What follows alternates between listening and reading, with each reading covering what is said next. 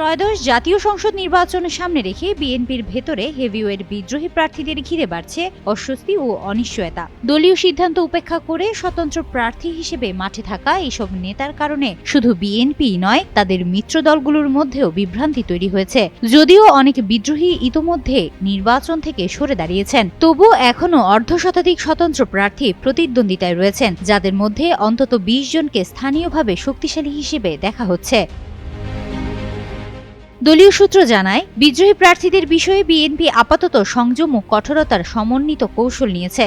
প্রথমে বোঝানো হচ্ছে, না মানলে বহিষ্কার সহ সাংগঠনিক ব্যবস্থা নেওয়া হচ্ছে। এরই মধ্যে অন্তত ৯ জনকে বহিষ্কার করা হয়েছে এবং প্রায় ৩০ জনের মনোনয়ন বাতিল করা হয়েছে। তবুও অনেক বিদ্রোহী প্রার্থী ভোটের মাঠ ছাড়তে নারাজ। তাদের দাবি, দীর্ঘদিনের আন্দোলন, সংগ্রাম ও ত্যাগের কারণে স্থানীয় নেতাকর্মী ও ভোটারদের একটি বড় অংশ তাদের পাশে রয়েছে।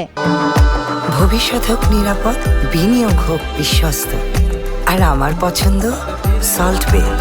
ওয়েলকাম টু সল্ট বে। নাটোর ১, মুন্সিগঞ্জ ৩, সাতক্ষীরা ৩, মানিকগঞ্জ ১ ও ৩, নোয়াখালী ৬, টাঙ্গাইল ৫ সহ বিভিন্ন আসনে বিএনপির দলীয় প্রার্থীদের বিপরীতে শক্ত অবস্থান তৈরি করেছেন বিদ্রোহীরা। এতে তৃণমূল নেতাকর্মীদের মধ্যে দ্বিধাবিভক্তি দেখা দিয়েছে, যা নির্বাচনী ফলাফলে প্রভাব ফেলতে পারে বলে মনে করছেন পর্যবেক্ষকরা।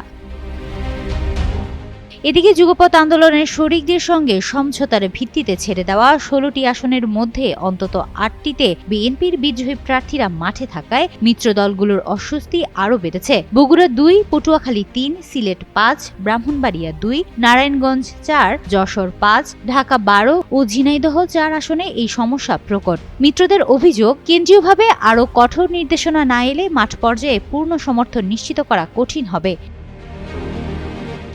সব মিলিয়ে নির্বাচন যত ঘনিয়ে আসছে, বিএনপির জন্য বিদ্রোহী প্রার্থীদের ইস্যু ততই বড় চ্যালেঞ্জ হয়ে উঠছে। মিত্রদলের একাধিক শীর্ষ নেতার সঙ্গে কথা বলে জানা গেছে, আসন ছাড় দিয়ে বিএনপির তৃণমূলকে ইতোমধ্যে কঠোর নির্দেশনাও দেওয়া হয়েছে হাইকমান্ড থেকে, কিন্তু এরপরও কিছু আসনে বিদ্রোহীরা তোয়াক্কা করছেন না। ফলে মাঠ পর্যায়ে এখনও দ্বিধা ও বিভ্রান্তি তৈরি হয়েছে।